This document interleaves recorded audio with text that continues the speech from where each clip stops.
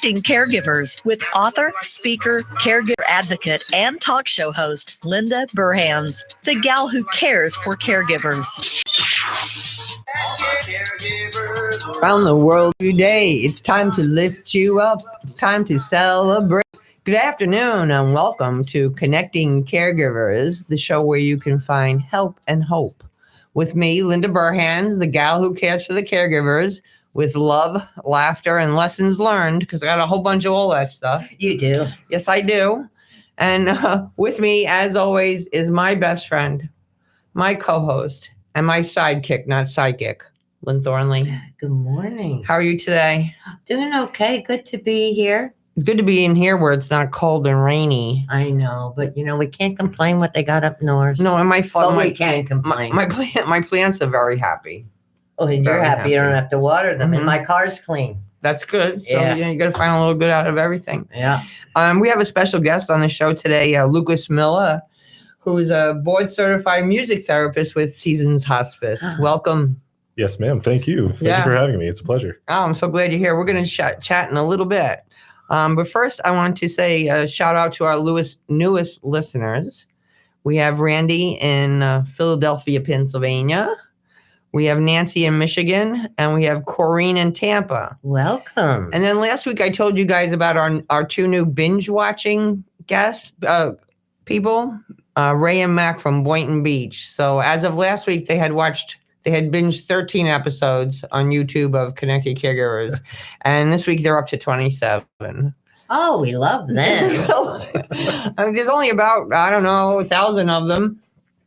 So that's really cool. But they said also this week they invited another friend over who's a caregiver. So what had happened is they both take care of their moms. And one day their moms lived in an apartment complex, and they went there to visit the moms and brought them down by the pool to hang out. And somebody was watching our show and laughing, and they said, "What are you laughing about?" And they told them about the show, and they're caregivers. Right. Well, it turns out the next week, one guy's feeling under the weather, and so the other guy says, "I'm not going to come over. We'll just watch movies." And they decided to watch us. and for 13 hours. You know what? I don't blame them. So some people binge Netflix, and that's perfectly fine. But if you could binge something that's educational and entertaining, well, they said we learned so much, and we laughed and we cried and the whole deal. So they're up to 27 episodes. Hey, Vaughn. And and a shout out to Vaughn on the boards today. Hey, Vaughn. Hey guys, how you doing today? We're doing good. We're doing really good. I hear his voice. Yes, he has a good voice. Yes, he does. And I also have to give a shout out to my grandson Isaac, because he called me this morning. He said, "I don't get to hear any shout outs on the show for me." So hey Isaac. Hey Isaac, I'll see you tomorrow, honey. There's your shout out. So today we're going to talk about music and music therapy, and we're going to talk about hospice, and we're going to talk about music with people with Alzheimer's and dementia. But I was watching TV this week and found out, the Jeopardy song. Everybody knows the Jeopardy song. That song was actually written by Merv Griffin, who started the show, right, on a piano given to him by Marlon Brando. And then he wrote the song in 90 seconds. And nobody really hears the full song. Everybody knows the first 17 seconds of the song, because that's probably as much as they play on the show. Probably. So I think I only know about the 30 seconds that they do at the final Jeopardy question. So yes, they do it then too. So I don't know if there's a fuller version of that. Oh, I think there is. I'm going to go on YouTube and see. I wonder how the rest of it goes. Yeah. He started also Wheel of Fortune. Did they have a song? I don't know. No, they just have Vanna. I think they do, but probably everybody has a song, but that one doesn't click. Yeah. So. Well, the Jeopardy, especially when they're waiting to answer those questions at the end, everybody knows that sound is pretty cool. It's really fun. I never know the answers. I'm much better at Family Feud. Do you know when I went to college? You're like the voice of the people. When I went to college, everybody used to sit around and watch Jeopardy in the mornings between classes, and they thought I was so smart. I knew all the answers, but they had it the week before up in Canada. No way! I was just handing their answers. How smart are you? But then the next week I went, I don't want to play that anymore. Yeah. That's very funny. So music, I think, is so important to anyone. any person on the planet. I agree. Music makes you feel good. Music, there's so much good stuff about music. Mhm. And I know for myself how music can change my mood. So sometimes there'll be, not too often, but once in a while, I wake up in the morning and I'm just really tired and I don't feel like getting out of the bed. So I go, Alexa, play Uptown Funk. It's great. And then I So, got to jump out of the bed and dance. Yep. And it just starts, just does something. One, do you say we have a listener on the line? A caller, maybe. Do we have a caller? I guess we. I guess we do. Okay. Well, that's a good way to start the show. Hello, hello. Hello, Hi.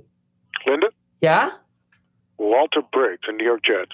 Hey, Walter. How you doing? How are you? Joyful and grateful. I know you are. You're such a wonderful person. And I was listening to your show, and then Kathleen called me and said that she might have been on, and such. Kathleen Bradley, of course. Yeah. And are you guys doing live now? Yeah, we're doing live right now. Oh, I'm sorry. That's sorry. okay. Kathleen gave me the numbers to call in and such. Did she call in yet? No, not yet.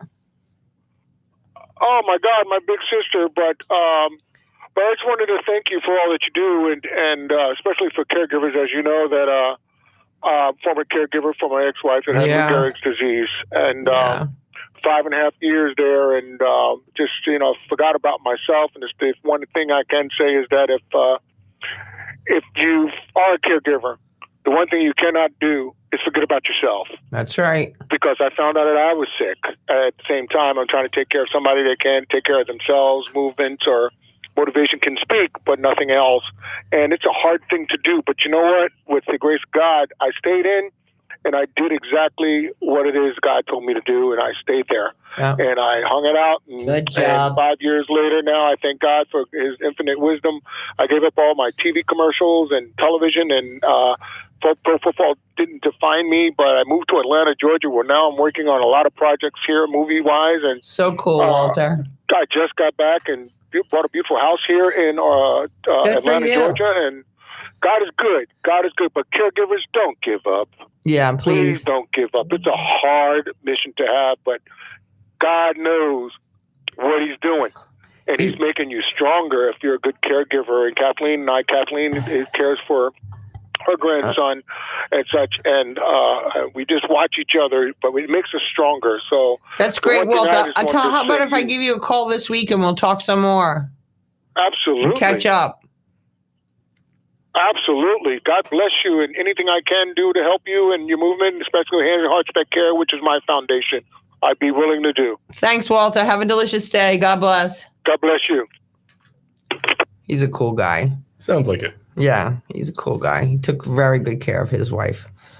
I think it's in a way sometimes it's harder for men because the women are used to being the caregiver and used to doing that kind of stuff. It's like, sometimes a male caregiver will say to me in a support group, I have no idea what kind of laundry detergent we use. I have no idea about this. Because she just did it like it was a... Yeah, so it's really hard. I find this a lot in hospice cares when you are talking with the caregivers of our patients that they have to take on roles that they normally hadn't had to take on before, and they have no idea what to do. Right. And depending on what the patient's diagnosis is, they may not be able to tell them everything. No. Right. So they kind of have to come to us and say, I don't know what to do. Can you help me? We're like, let's see what we can do for you. Yeah, And my I think- husband has to teach because he wasn't well. I had to do the bills. Mhm. Well, that's not my thing. She never did that Right. before. I never did it, Yeah. but And so that's one thing that I highly commend our social work team in doing is trying to get everyone's finances in order because it's difficult. because they can, And that can cause Don't- so much stress. Yeah, exactly. And then so while they're teaching them how to deal with their finances and know where their money is coming from and where they have to put it, especially if their loved one is in some kind of assisted living facility or a nursing home, and they don't know where to put that money. But then they can also provide them the counseling services they need to try to get over the stress. And yeah, Seasons Hospice is wonderful. yes, I Because there's so many enjoy different working. things that you guys do there. So give us a little background on you and how you got to Seasons. Sure. So I am a graduate of West Virginia University. I was under the direct supervision of Dr. Dina Register, who is one of my music therapy heroes, even though she is my professor. She's amazing. And after that, part of our degree program is to complete a 6-month internship. And that could be any approved place by the American Music Therapy Association. And I chose to do mine at Big Bend Hospice in Tallahassee. And then after I completed that, it was a really intensive program where I was essentially a full-time music therapist, but under the direction of board-certified music therapists. I applied for the second music therapy position at Seasons Hospice and Palliative Care of Pinellas County. I got hired. Then I took my board certification exam, and 7 months later, here we are. Yeah, wonderful. Like I say, I love Seasons. You know, we're very lucky. We have Empath Health, and they're great. And Seasons Hospice. There's so many different things that hospice does that people don't know about. Right. People think, hospice, no, don't say that word. No, it's death. No, don't talk to me about that. Yeah. So anytime that you're talking about death and dying, especially when you're talking about it with a loved one, it's always a really touchy subject. Yeah. But we always try to approach it in the way that they are the most comfortable, while still being truthful and honest about what needs to go on. But then what we do as Seasons Hospice and Palliative Care is we make sure to let them know that they are the experts in their own care. Mm-hmm. And so we collaborate with them to make their care plans, and to, you don't feel like you want to take this medication because of the side effects, fine, we'll find something different for you, because we want you to be comfortable. Because that's all about what hospice is. It's all about making sure that you're comfortable. And you're not supposed to wait until 3 days before you're dying to No, call but that's not something that some people can avoid. Yeah. So, I mean, there are some patients who have very acute heart attacks or strokes, and they're giving a very short prognosis. But we come in and we make sure that, they're as comfortable as they can be. We're providing support for that family, so we can just make sure that they're grieving appropriately. We have the right coping mechanisms in place, as well as keeping their family member comfortable or their loved one comfortable. And then one thing that I'm very proud of what Seasons Hospice and Palliative Care does is, after the loved one has died, we continue to follow the family for about 12 or 13 months after, just to make sure that they're okay. Wonderful. And then if they still need help after that, we can still work with them. And then we also do community bereavement things. Even if you're not a patient of ours, or if you have a loved one that was a patient of ours, we can still work with you and make sure that you're doing okay. Yeah. And So what do you do with the music? How does that come into it? Yeah, so music therapy is, it's kind of it's interesting what we can do with that. So we can provide interventions that incorporate patient-family interaction, so they get like those last few opportunities to make positive memories, and they're not worried about medication. And so that way they have something that they can have a legacy for their family. We also do some psychosocial counseling. So people who are having a really hard time feeling that, they don't know what's going to happen, or they don't know what they're going to do after their loved one has died, we provide that counseling to try to get them on the right track and to be able to go.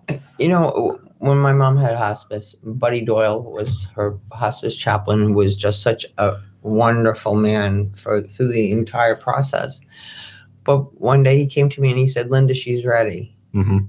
And that meant so much to me, because I didn't know. I could cry just thinking about it. I didn't know. Yeah, and it's so hard to see, because if you're not, like, you could be with her every day and not know what's going on medically, and then they know. They can tell how they breathe. They can tell how they do this. It's very creepy. Yeah, but then even in their own mind, a lot of the times patients don't want to tell their loved one, because they don't want to inflict that pain and that fear. But that's where we come in, and we try to be a liaison between that, and we allow them to have those conversations, and we tell you if they're not in a place to tell you themselves. And we try to provide as much support as we can. So I'm so happy that your mother got hospice care and she was able to stay comfortable and have all the support. It was a wonderful experience. Good. And chaplains are some of the best people in hospice, I believe. Yeah, Joyce So- Swisher came in and clowned for her, and all yeah. these people that I know now that I didn't, it just was. It was a wonderful experience. As difficult and as heartbreaking as it was also one of the most beautiful experiences. Right. So death is never the easiest thing to go through, but like you said, it can be a very beautiful experience by allowing hospice care or anybody else in your life to come in and be able to be part of those final moments of life. Because a big part of it is it's our issue, not the person who's dying. Mhm. Lots of times it's our issue. What's going on? I didn't feel so much like my mother died. I felt like I helped birth my mother into a new life. That's a beautiful way to think about it. Because she was gonna be really cool Mhm. and not in pain and Right. Right. And that's one thing that we always try to deliver to the family. It's like, okay, well, here's what they're not going to be experiencing anymore. If they have Alzheimer's or dementia, it's like they're not going to feel that confusion or the agitation that they might feel at the end of life. If they have any kind of cancer diagnosis, for example, they're not going to feel that pain. It's like it's weird how it works. And so you get this sense of ease knowing that they're at peace and they're able to be in that position to where they feel nothing but pure bliss. And I think sometimes they kind of pick who they want to die with. They do.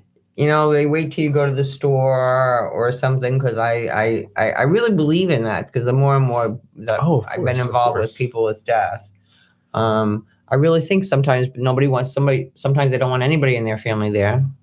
And sometimes it's like with me, when my dad died and when my mom died, each of my sisters were with them. I was with my dad and mom all the time. I didn't need to be there. Those were the two with those particular people that needed to be there, and it was perfect. Yeah, it's amazing. So one of the things that we always do is we always try to get those facts and that information very close to the time of admission. It's like, okay, but what are your plans? Like, do you want to have a traditional funeral where you're buried? Do you like to be cremated and spread your ashes somewhere for your family? And then we also say, okay, well, do you want to die in your home? Right. Because there are some people who don't want to leave that legacy for their family to have to go in the home and constantly be reminded, my mom just died here, or my dad just died here, my grandparent, whoever. Where there are other people who say, I don't care. Exactly. So there are some people, and especially in the cultures, it's like it really depends on culture. And that's one thing that I'm very proud that Seasons Hospice and Palliative Care does, is we always try to make any culture feel welcomed. And one thing that we do as music therapists is that we always use patient preferred music. So one thing that I love doing is learning songs in different languages. Really? Yeah. So especially in Florida, where we have a high Hispanic and Latin community, we sing a lot in Spanish. And even though my Spanish speaking is very limited, I feel pretty confident in singing in Spanish. And then also, I haven't had the opportunity to, but in Tarpon Springs, there's a very large Greek community. Exactly. Right. And so I would not be surprised if anywhere in my career that I would be learning a Greek song or two. Well, if you're hanging out with Daphne. Daphne happening. Segras. She's amazing. No ifs, ands, and buts. Yes, That's happening. It'll be that. It'll be an honor flight or whatever else that's going on. And that's just one of the ways that we create that authentic connection with our patients. And so that way they know that, we went out of our way to make them feel welcomed and that they can trust us in their care. Yeah. Trust is a major factor. Of course, especially when we're doing the care coordination and making sure that we're doing everything that we can to make sure that their family is comfortable. So you sing then? I do sing. So I'm actually a classically trained singer. Really? Well, you have a beautiful voice. Well, thank you. I appreciate that. But every music therapist in their degree program has to graduate with a proficiency in voice, guitar, and piano. Oh, really? That's cool. You see, I never could have done it then. I have no voice. You cannot carry a tune. I highly doubt that. Oh. It is my firm belief that everyone can sing. What do you think, Lenny? Can I sing? Yeah, you can. I don't know if you can sing good. You can sing. I Right heard the now, we have hesitation. to hear from our wonderful sponsors. So don't go away, because you know the deal. If you don't hear from them, you don't hear from me. So come back for Connecting Caregivers Radio. Are you looking for compassionate and dependable home care for you or a loved one? Assisting Hands Home Care, serving Pinellas and Pasco counties, can help. The day came that taking care of my mother was no longer the best thing for me or for her. Between kids and a job, I couldn't give her the attention she needed and deserved, and I was overwhelmed. So I reached out to Assisting Hands Home Care. Now I can see what an important decision that was, and I feel confident that my mother has compassionate and dependable caregivers who help her to stay happy, healthy, and home. Today, I'm able to visit with my mother and enjoy our time together, which is exactly what we both needed. Assisting Hands Home Care. Call today for your free in-home consultation. In Pinellas, call 727-748-4211. In Pasco, call 813-280-4383 or visit assistinghands.com. When you can't do it all, give Assisting Hands a call.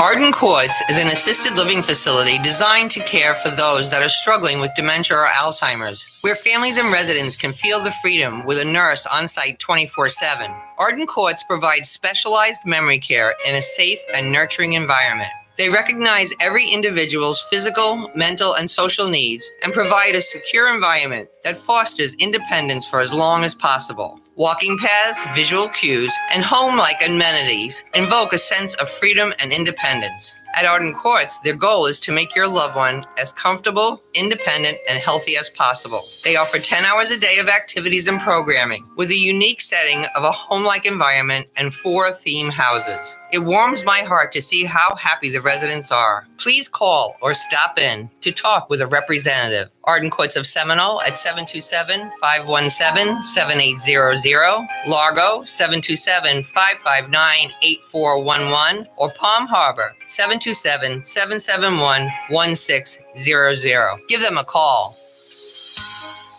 Is the fear of falling keeping you from doing the things you love? Do you suffer from diabetic neuropathy or plantar fasciitis? VoxLife can help. Whether you're caring for someone you love or being cared for, VoxLife wearable neurotech helps your body reach its full potential. Proven to reduce symptoms of diabetic neuropathy and plantar fasciitis, VoxLife also reduces the risk of falling in adults over the age of 55 by 8 times. VoxLife is a safe, simple, drug-free solution that optimizes your neurology. The biggest breakthrough in wellness in 50 years. VoxLife offers a 30-day money-back guarantee. You can't afford not to try it. To learn more about VoxLife, go to www.voxlife.com/caregivers. That's www.voxlife.com/caregivers. They help my parents and they can help yours too.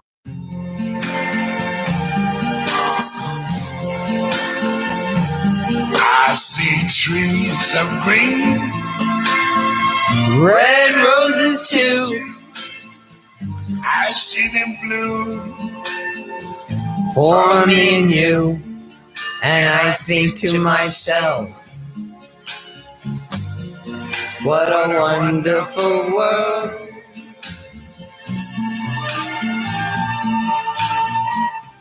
Okay, caregivers, now it's time for the caregiver affirmation. Take a minute, take a deep breath, sit down, close your eyes if possible, and just listen to these words. I know on my journey there is help and hope. I affirm that I am a good caregiver, that I try my best each day, and I recognize that I deserve to have my own needs met just as much as those for whom I care. I promise I will not allow myself to be consumed by my caregiving role, and I will set aside time in my busy schedule just for me. I am mindful of the other caregivers in my life, and I will let them know that I appreciate their efforts. I am grateful for the people that walk beside me. I will take good care of my own health physically and spiritually, drink enough water, eat quality foods, allow for time to rest and to exercise, laugh often, if only at myself, and seek medical attention for my own health concerns. I am who I am, and I allow others to be who they are. Today I will add one item to my assisting angels list, that if someone calls to say, let me know if there's something I can do, I will be ready to accept their offer and provide them with the opportunity to assist me. It is an honor to be of service of others, and I will not deny my friends and family this honor. Okay, think about it, caregivers. Means when somebody asks if they can help you, you say, yes, thank you very much. Maybe they can just come over and hang out with your loved one for an hour or two. Maybe you can just put some headphones on and put on some of your favorite music and go for a walk in the park or something. Because something like that can change your whole attitude. And you get out and have some fresh air at the same time, maybe a little bit of exercise. So I think that's all good. Yeah, I thought that affirmation was beautiful. And Thank so you. I think it's a wonderful way to remind people that self-care is so important. So important. Because if you're not caring for yourself, it's really hard to care for your loved one of who's dying. So that's if one her thing. husband didn't pass away, she would have been in the hospital next. That's how her caregiving experience was. She lost 70 pounds. Oh, it was a mess. Yeah, and so we see that a lot in hospice care. Glad to see you're doing well. Yes. But she doesn't let me say it, but I am hanging in there. Hanging in Okay. there. Because who wants to hang But in there? Oh, yeah, And that's after true. my husband passed, I couldn't listen to any music that came on. I would cry. And that's okay. So some people Except have to take. Christmas. Because he died the Oh, end yeah. of September. Christmas music I was fine with. But anything else was like, Right. I can now, but it took years. Yeah, and that's something that you're more than happy to do. Is like we can't tell you, it's like listen to music to be happy. No, that's not what we do. So because even though we spread music in a therapeutic way, we always want to make sure that we're adhering to the Hippocratic Oath too, and we're doing no harm. And being able to play music, but if it brings out those negative emotions in a very unhealthy way, then we're like, nope, take a break. Let's talk. My dad passed away in January, 1992. And in March, my husband had got me for Christmas tickets to Peter, Paul, and Mary. Ah, good. Who I just adored. Didn't listen to it with my father, but it was my childhood song. And we went to the concert, and I had to leave.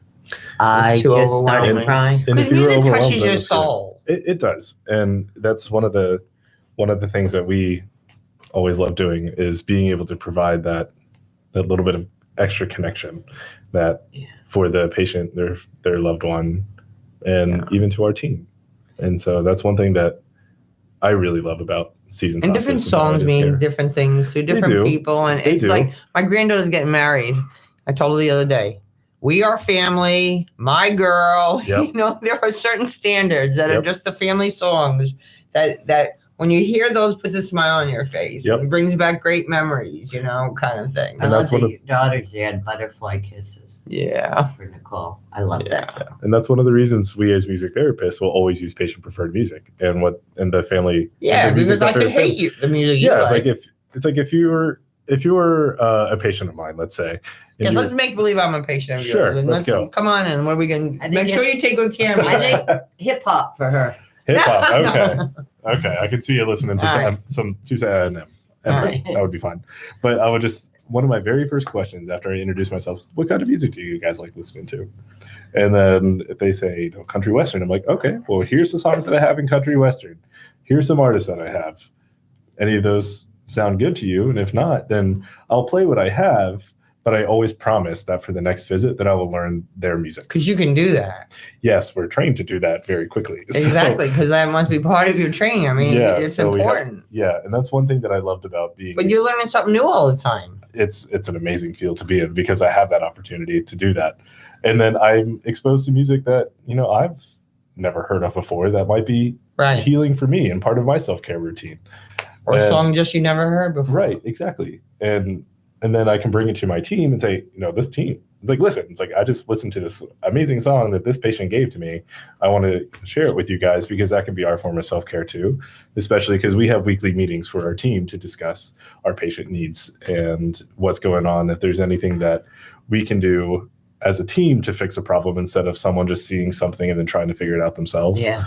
And then we're offering that self-care and that social support for each other because we're surrounded by death. Right. And even though we chose to be in this field, it's still very hard emotionally. Oh, yeah. And on our minds. And always come together as a team and as a family to make sure that we're doing It's okay. so important. Yeah. Because even me being a caregiver advocate, it's weary. It's I don't get a lot of great phone calls. So tiring. You know, it is, and you fall in love with people. Mm-hmm. Yeah. So all right. So now I'm on hospice and I'm at home. Okay. Lynn's taking care of me. Lots of luck. You know it. And so what? So somebody's gonna call me up and they go, so Linda, this hospice therapist, music therapist guy's gonna come over today? No. So, all right, so explain how this whole thing works. I always get a referral from either admission nurse or from their nurse case manager or social worker. Anyone in their care team can say it, or they can give our office a call and say, hey, you know, we might be interested in music therapy. And then I give them a call and say, okay, well, I hear that you guys are interested in music therapy. Here's a little bit about what I do. And give them the spiel that I give. Well, give us the spiel. Okay. It's like, hey there, my name's Lucas. I am I'm one of the music therapists for Seasons Hospice and Palliative Care. And I hear that you guys are interested in music therapy, and I'd like to set up a time to come and meet you. And then they give me dates and times that are okay with them, and I work with them in order to find this thing. And I'm like, okay, well, here's a little bit about what I do. So I know that we're towards the end of life, and there can be a lot of pain. There can be, whether that's physical or spiritual, and I can help with that. Yeah, so and I can help with that.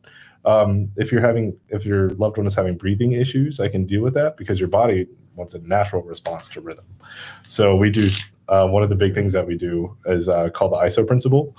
It's a pretty long intervention that we provide, but we always take their music that they prefer, and then we match it to their stimulation level that they're having right now.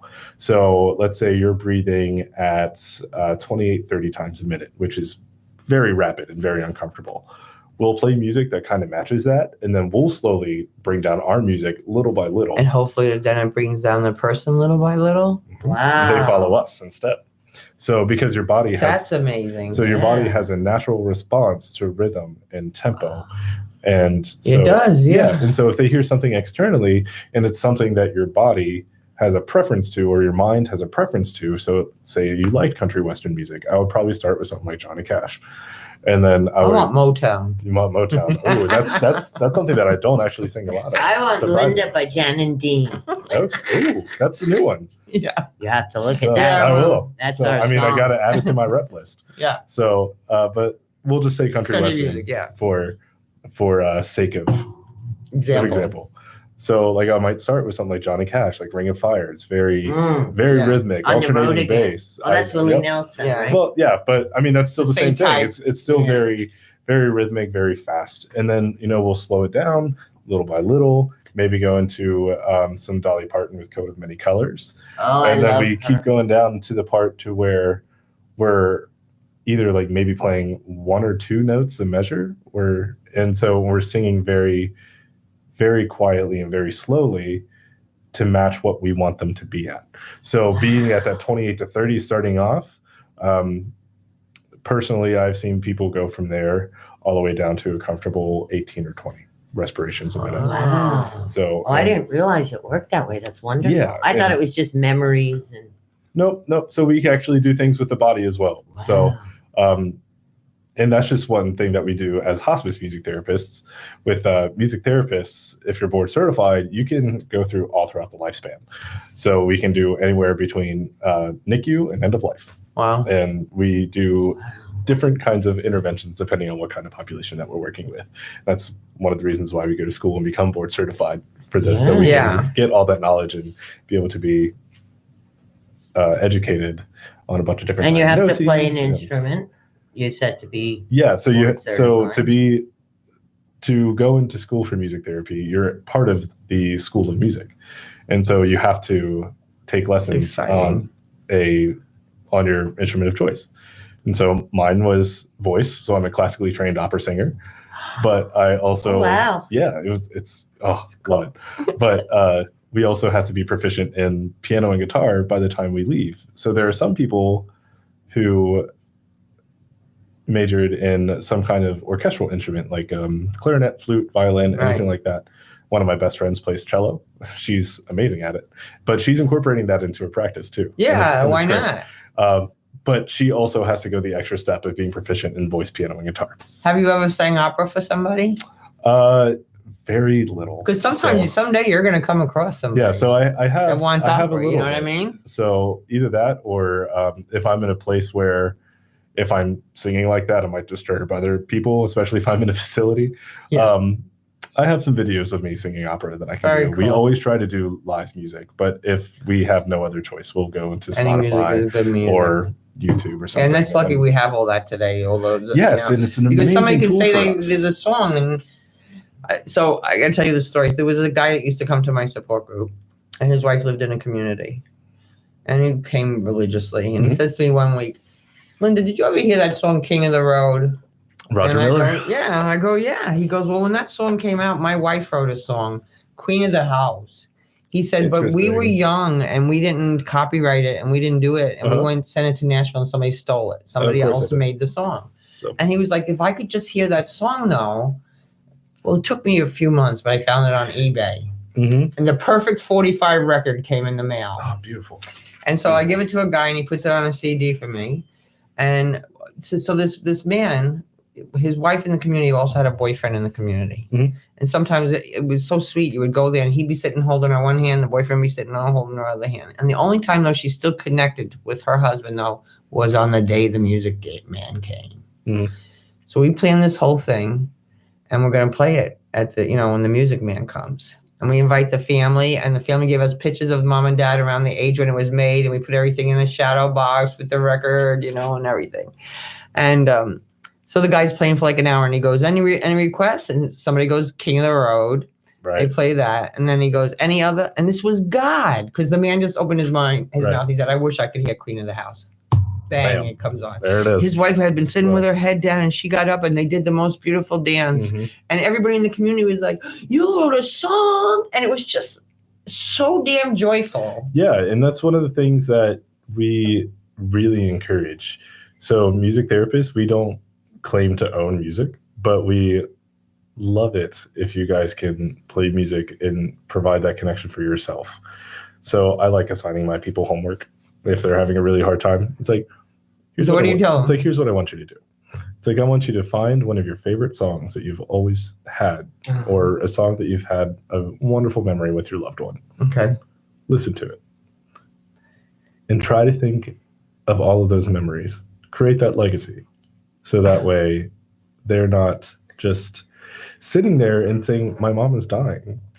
They can say, no, it's like, I can go back, listen to these music and think of all we are family. Yeah. It's like all the beautiful memories that I had with them. And that way they have that positive memory. And even though I'm playing it for them live at bedside and they're, watching their loved one die, they still can go back and have those immediate positive memories instead of them watching their loved one die, even though that's a beautiful experience in and of itself. So now that I'm crying. I'm so sorry. It's okay. Usually I make the people cry. Let's talk a little bit about, though, also how music therapy can help people with Alzheimer's and dementia. Absolutely. Because we're not talking about just end of life. And I think people miss that boat. Too many times the complaint is mom's just sitting in the chair. Well, put some music on. Yep. Yeah. And so that's a good way to get them. Because it reduces stress, anxiety. Yeah. It's a very good passive way to make sure that they're okay. And I had the wonderful opportunity of working in an Alzheimer's and dementia group during my schooling as my practicum. And it was actually a really unique opportunity because I was working in an Alzheimer's and dementia day center where their family would drop off their loved ones. Adult daycare, yeah. Okay. And but down the hall was a preschool. Perfect. So I'm like, my dream. Perfect. So it was great. And it was amazing, like bringing these kids that have like all these nursery rhyme songs, but they're still songs that these people with Alzheimer's and dementia remember. Yeah. It's because I don't know if you've seen this floating around Facebook or any other part of the internet. Studies show that memories of music and the memories that are associated with songs are some of the last memories to go. So that's one of the reasons why music therapy is so powerful with Alzheimer's and dementia, is because even though like you have people who are nonverbal and they have a very flat affect, their eye gaze is very unfocused, Right. and it just kind of looks like they have that 1,000-yard stare. And then you play a song from their childhood or in their 20s. Oh my God. And you see them lift their head up, and you can see them mouthing the lyrics. Right. And I think that was probably the first time I've ever cried in practice, is when I see people amazing. do that. And it's like, and that was the first time I've ever been able to do that during my practicum. And I was like, whew, okay. It's kind of it's like, so it's kind of hard to be the therapist if your people are consoling you. So But it happens. it does happen. And that's when you just have to say, I'm human. excuse me, I need to take a minute or two. But Yeah. that was like, it was just a beautiful moment. And that's one thing that I love about my career. You love your job. I It's very I really obvious. do. You're very lucky because then you'll never work a day in your life. They Nope. say. But I have to keep working and I need sponsors. So it's time to hear from our wonderful sponsors. So don't go away. We'll be right back. Choosing the right chiropractor is an important choice to make. Located in Seminole, the Alexander Spine Center team is trained on the latest chiropractic treatments and technologies. At Alexander Spine Center, you'll find chiropractic and physical therapy care that is safe, effective, and a natural approach to pain and other health-related issues. Chiropractic unlocks your body's potential and natural healing process to ensure your life is a healthy life. We treat clients from the womb to the tomb. Call 727-397-3000 for a free consultation today, or visit our website at www.alexanderspinecenter.com. They take good care of me twice a week. And did you know they got the Reader's Choice Award for 2019 for the best chiropractic in Pinellas County? So check them out. Arden Courts is an assisted living facility designed to care for those that are struggling with dementia or Alzheimer's, where families and residents can feel the freedom with a nurse on site 24/7. Arden Courts provides specialized memory care in a safe and nurturing environment. They recognize every individual's physical, mental, and social needs and provide a secure environment that fosters independence for as long as possible. Walking paths, visual cues, and home-like amenities invoke a sense of freedom and independence. At Arden Courts, their goal is to make your loved one as comfortable, independent, and healthy as possible. They offer 10 hours a day of activities and programming with a unique setting of a home-like environment and 4 theme houses. It warms my heart to see how happy the residents are. Please call or stop in to talk with a representative. Arden Courts of Seminole at 727-517-7800, Largo 727-559-8411, or Palm Harbor 727-771-1600. Give them a call. Guaranteed to make you laugh through your tears, Linda Burhan's book, Good Night and God Bless, is filled with humor and heartfelt inspiration to aid anyone facing the challenge of caring for a loved one at the end of life. Her story offers hope for human strength and understanding of weaknesses during a difficult time. Life doesn't normally prepare us to become a loved one's caregiver. When it happens, it's usually sudden. A diagnosis of an illness, age-related frailty, dementia, and life suddenly is anything but normal. And because we don't even know what we don't know, where do we turn to for help or guidance? In Connecting Caregivers, Answers to the Questions You Didn't Know You Needed to Ask, Linda offers information, education, and inspiration from her own experience and from experts whose advice, practical tools, and personal stories will empower and guide you. Make sure to add these inspiring books to your collection today. Available on Amazon.com. Don't turn it off now. You need this stuff. Tampa Bay's Tan Talk Radio Network.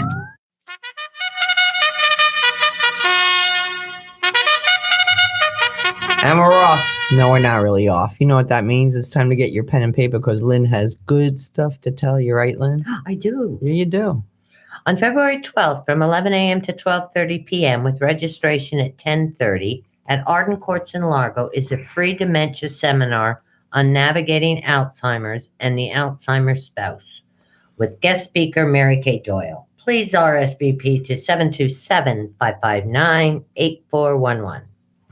And then on February 12th from 2 to 4 p.m. with registration at 1:30 at First Baptist Church of College Hill in Tampa is a film In Our Right Mind about the impact of Alzheimer's and other dementias in communities of color. Reserve your free tickets at eventbrite.com. Now, this is a big deal because we need to speak about how Alzheimer's and dementia impacts communities of color. There are a lot of African American people that there's higher incidence of Alzheimer's. There have been poor diets. There have been lack of exercise. There are different things that they're finding that's contributing to this. But we need to get more of our communities of color out there, because even some medications that they use sometimes are different for a person of color than to a Caucasian, and how they have reactions. And if we don't get people out there, we can't discover and find out about this stuff. So this is going to be a really great event. I will be there. I'm not sure if it's on my website yet. If not, it'll be on tomorrow. But once again, for more information, you call 727-692-9117. Was Black History Month? Mm-hmm. Okay. All right. On Wednesday, February 19th, from 3 to 4:30 p.m. in St. Anthony's Hospital Auditorium in St. Petersburg, Stephanie Edwards of Edwards Elder Law will give a free seminar on estate planning issues, including the importance of updated durable power of attorney and about the Medicaid assisted living waiting list. RSVP to 727-825-1595. That'll be a great event. Stephanie's a great speaker. She was just on. She was on the show last week or the week before. Last week. And she makes things very clear for you. Unbelievable. Yeah, very clear. Yeah. On Wednesday, February 27th, from 10:30 to 1 p.m. at St. Catherine of Siena Catholic Church in Clearwater is a free dementia education seminar, The Dementia Dance, When to Lead and When to Follow, with guest speaker Linda Burhans. There will also be a virtual dementia tour. RSVP to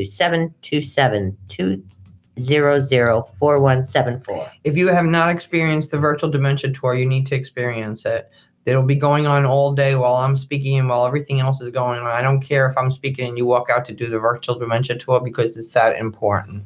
So please think about that, caregivers. Yes.